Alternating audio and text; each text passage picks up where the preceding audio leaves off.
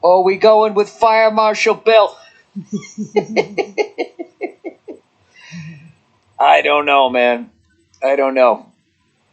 Do what you think is right. Good luck to you. Good luck figuring out those fucking propositions. I actually had to call a buddy of mine and like cheat my way through it and just be like, dude, what the fuck does this mean?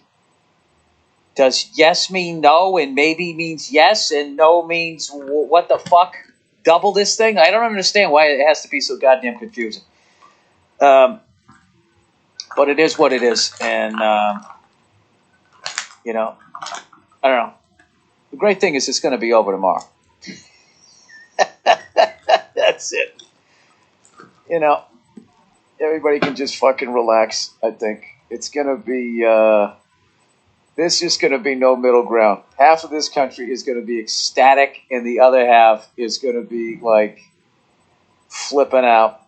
And if the left loses again, I mean, nobody cries like the left. I'm wondering if people on CNN are going to start crying again. I don't know. And then if he loses, Donald Trump loses. Donald Trump loses, then I think, like I said, when he becomes a lame duck, whew, hell hath no fury like the dawn scorned. I figure there's going to be a lawsuit, and like I said, if you live in a blue state, if it went blue, head for the hills of a red state.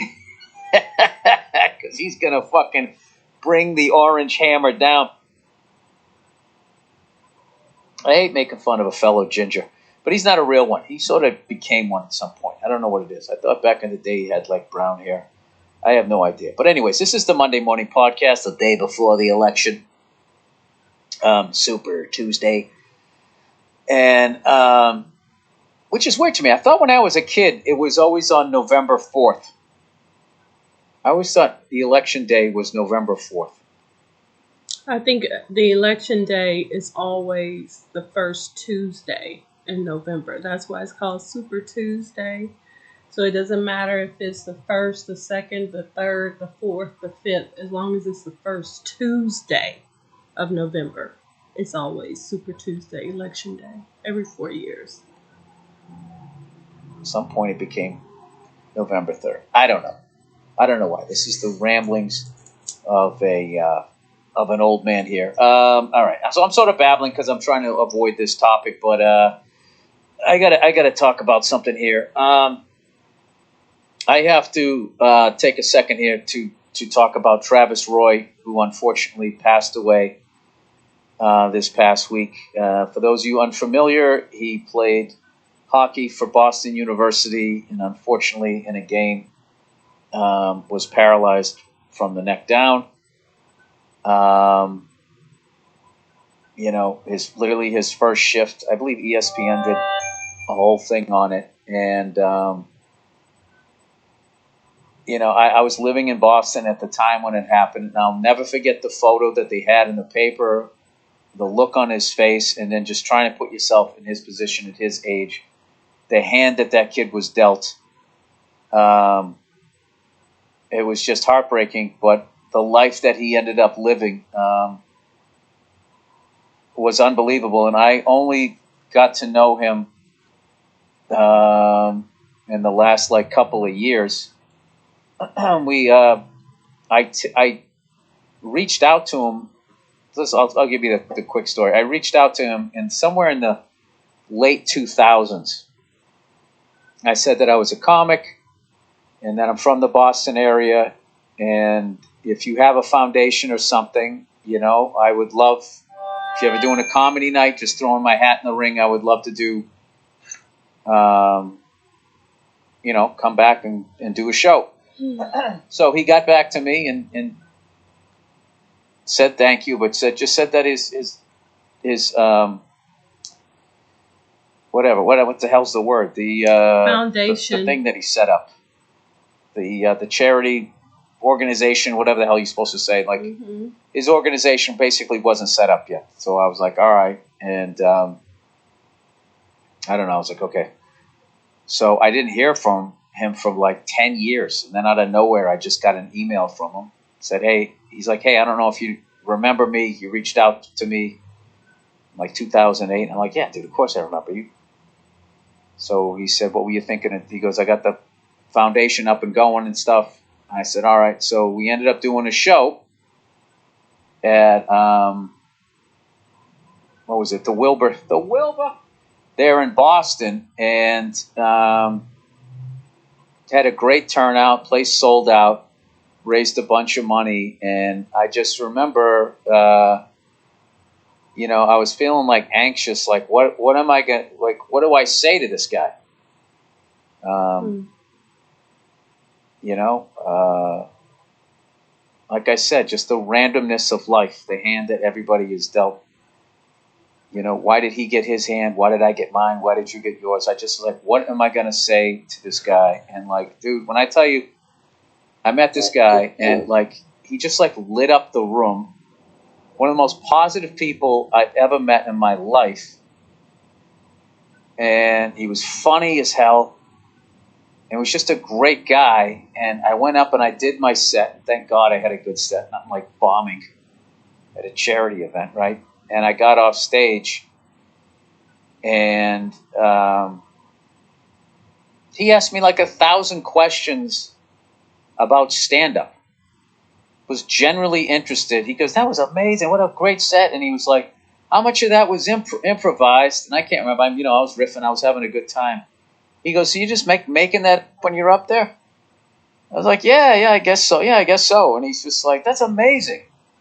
And he really just was, he's like, do you realize how amazing that is that you know how to do that? Like, and it was so crazy. He ended up like lifting my spirits. That's crazy. And I don't know. I don't know how to put it into words because I knew him for such a brief time. This was literally, let's see, it was last year when I was doing the movie. So that was 2019. We had talked via email, but that was the first and only time I met him face to face. But he had such a profound effect, you know, on how like I looked at life sort of since then. I mean, I'm not gonna lie, it faded a little bit because I'm a selfish cunt, but I definitely, you know, when I get like overwhelmed, I gotta do this, I gotta do that, and I got the kids, what am I doing? I'm just like, dude, Travis Roy, look what he went through. And somehow that guy was one of the most positive people you ever met. And it just, I don't know, it stuck with me. And yeah, I just loved the guy. And I was like, dude, we're gonna do this every year.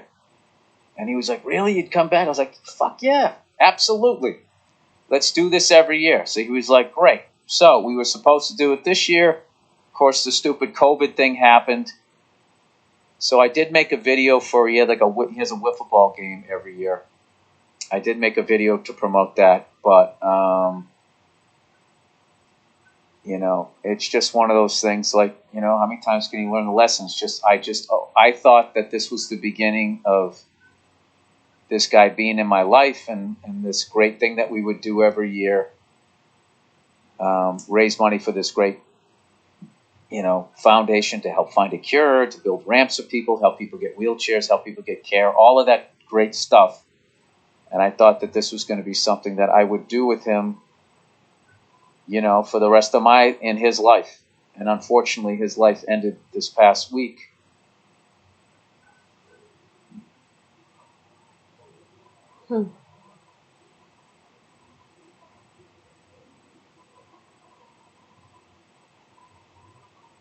I'm not pausing it.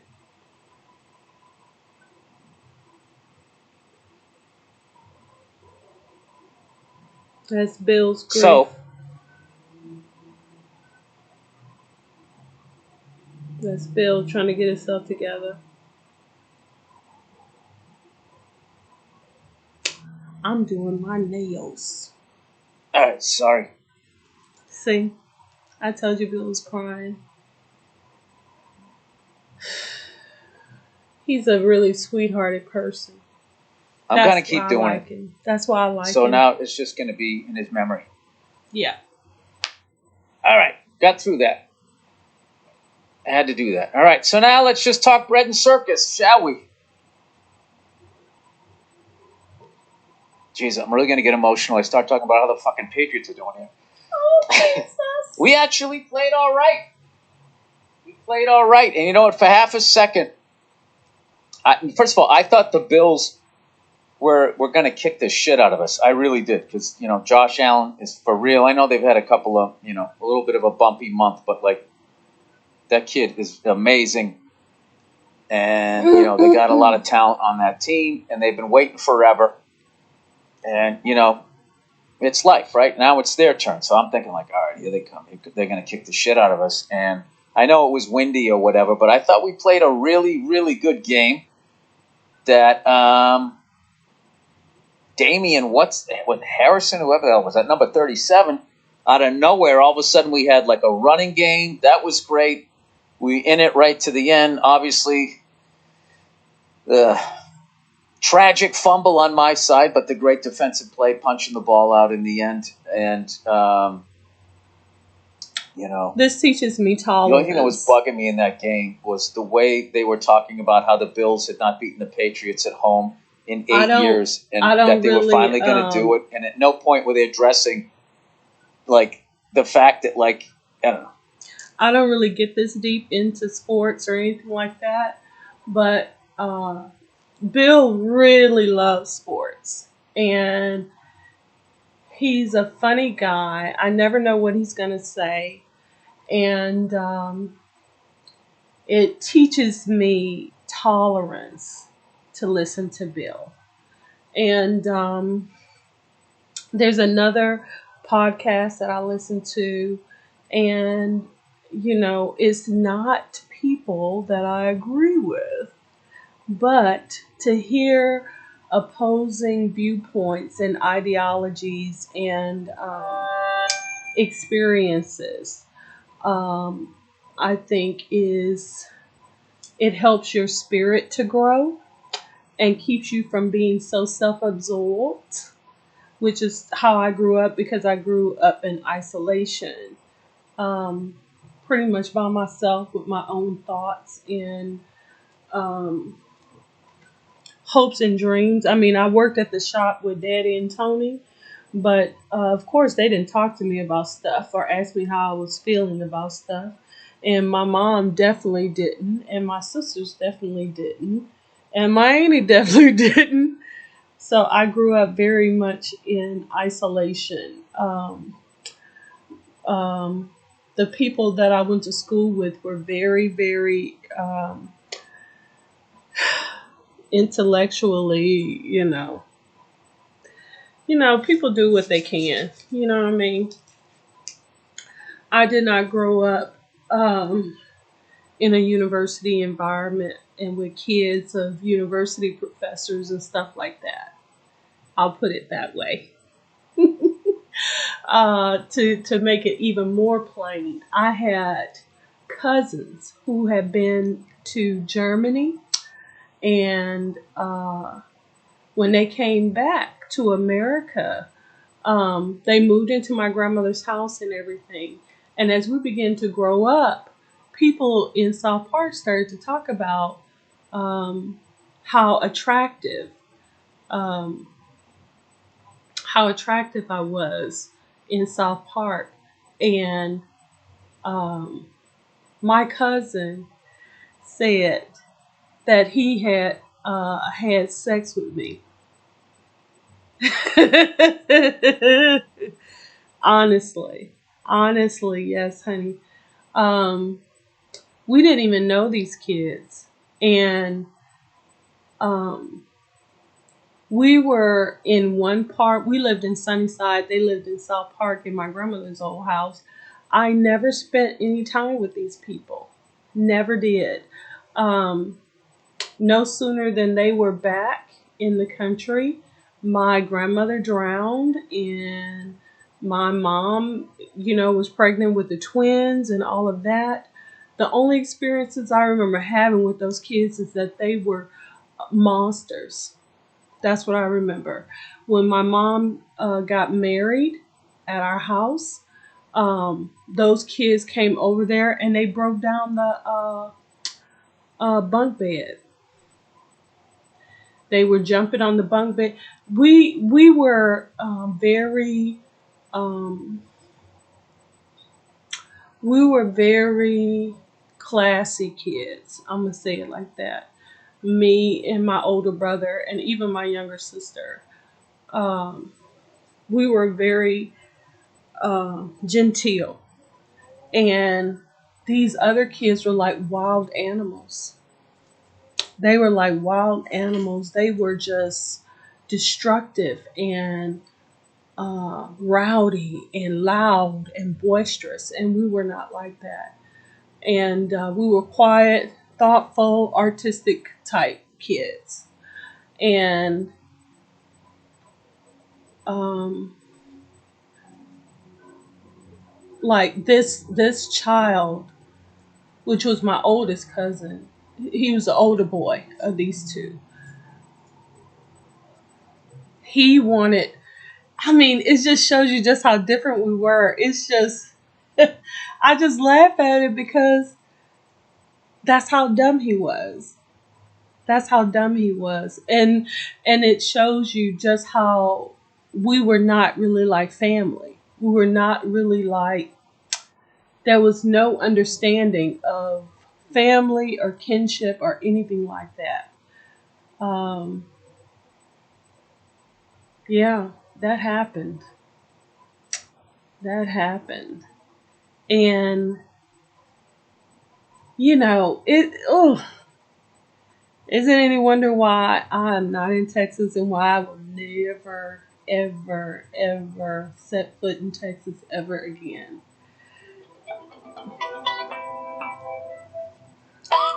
Let's see who this is.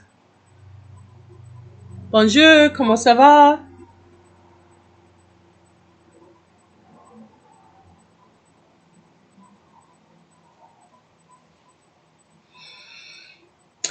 I love that.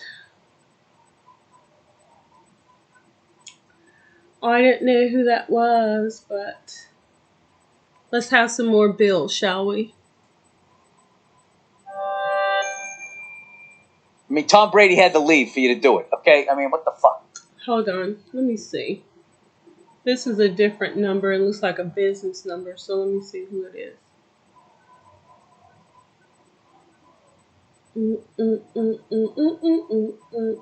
Somebody's wireless phone. I see that. It's a weird number to be a wireless. 4400.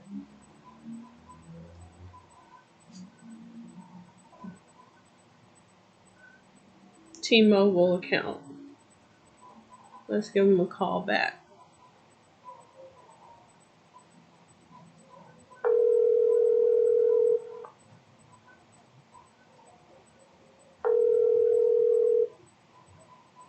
Hello?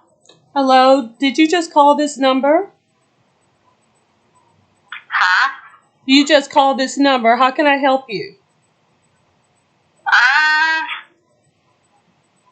I don't know what you call. Maybe long number, sorry. Oh, okay then. Thank you. Bye. Bye.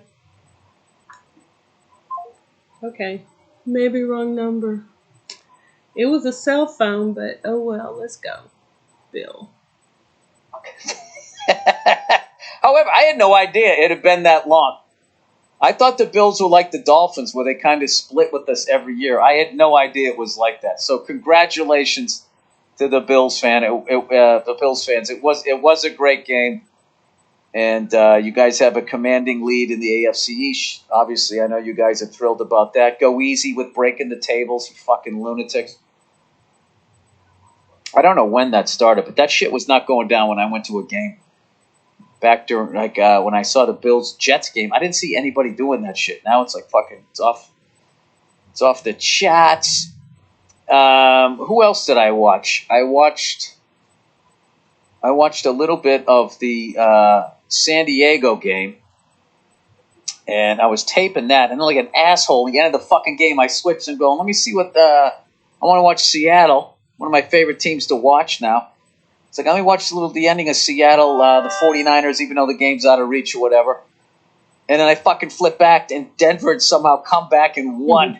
Mm-hmm. But I got to tell you, I think the San Diego Chargers are the future of Los Angeles football with the Rams. Good Lord, what's going on over there? Is it time to hit the panic button in Los Angeles? What's the name of that coach? The guy was like the whiz kid and everything, but he also lost a bunch of players. You know, Todd Gurley got hurt, and now he's with the Falcons, so I don't know. I think they're like rebuilding. I don't think them getting to the Super Bowl under that head coach was a fluke. They're just having a tough year. It's a weird thing. Pittsburgh Steelers still undefeated. How about that, Pittsburgh? You got to be excited about that 7-0. Don Shula up in heaven right now, still with the cork on the champagne bottle. Pittsburgh says, not this week there, Donnie. Yeah, I watched some football, did a Bill Burr podcast. Didn't do one last week because I fucked up my voice, but I miss talking to Burr, as always. One of the great people I've met in this business. My voice feels better. My ears are a little better. They're not ringing as bad. I just sort of just wore earplugs for like a week, give them a break. They kind of settled, which is cool. I had a nice Halloween. Any of you guys, did you go out? I mean, I know you fucking people who aren't wearing masks, you don't give a shit. I wish all Trumpsters went out as liberals and they would have fucking masks on, and then maybe we could get a hold of this fucking thing. It's under control. It's under control. Did you guys see some of the clips of that fucking HBO interview? I mean, it's fucking unbelievable. It was a reporter like, I'm not going to let him take control of this interview, and I'm going to try to hold him to task. And there's no way to do it. He will not answer your questions. And he'll just say, but the information here, don't look at that. You shouldn't be looking at that. You shouldn't be looking at that. You shouldn't be, you shouldn't be looking at that. I don't know if this stat's true, but the fucking reporter said South Korea has had 50 people die of COVID, the entire fucking COVID outbreak. All right? And we're having like 1,000 people die a day. And he was somehow upset with that stat, saying that it was bullshit and you shouldn't look at that. And I don't know. I don't know. It was just...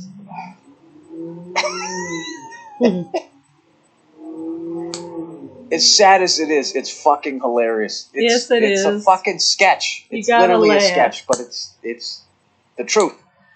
So, anyway, we did like a super, super, super small gathering of people in our circle, and it was, it was a great party, but nobody could like interact because we had like our masks on and shit. It was, but we definitely made the best of it, and everybody sort of had like their little things of candy that they were going to give to the kids, and you just sort of sent them over there, and then the kids would go get them. I don't know. It is what it is. Trying to do what you're supposed to be doing out here.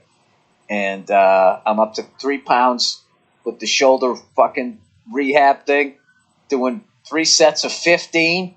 That's 45, and 45 is 90, and 45 is 135 pounds I'm putting on the shoulder. I did it yesterday. I don't feel any pain or nothing. I'm trying to continue this nice, slow pace. I mean, I literally started this rehab at the beginning of this whole pandemic thing, and I was just doing sets of 3 with the weight of my arm. No dumbbell or anything in there. So I'm up to the purple and the red weight. I got a purple 2-pounder and a red 1-pounder. Gradually getting this thing, and it feels fucking great. And I was on Instagram. I was on the gram, guys. Oh, my God. And I somehow, I stay away from the workout videos, because if you click out on one workout video, your entire search thing becomes a bunch of whores. Have you noticed that? If you click on one, if you click on one that's a guy, there's going to be a bunch of whores after that. You go right back to the next screen, and all it is chicks with like barely any clothes on, exercising that always involves like bending over or the cam being shot up, the camera being shot up their fucking ass crack. All right? So I don't click on any of that shit because once it gets on your fucking feed, you have to not click on any of it for like, it feels like fucking 10 days before it goes away. So, you know what, I'll look at my phone right now. I'll see what I got here. This is actually an interesting thing. Why don't you guys send me these in? If you click the magnifying glass, this search, what do you end up getting? Do you get workout whores? Let's see what I got. I got a kid playing guitar. I got Eric Clapton. Listen, Bill can go on and on and on and on. So I cannot just, I normally will listen to him myself. I'm not going to do that to you guys. So if you want to see it, it is Bill Burr's YouTube channel, and Burr is Burr. Monday Morning Podcast 11-2-20. Okay? Talk to y'all later. I'm going to continue to listen to Bill. If y'all want to listen to him, please go to his channel and do so. Thank y'all.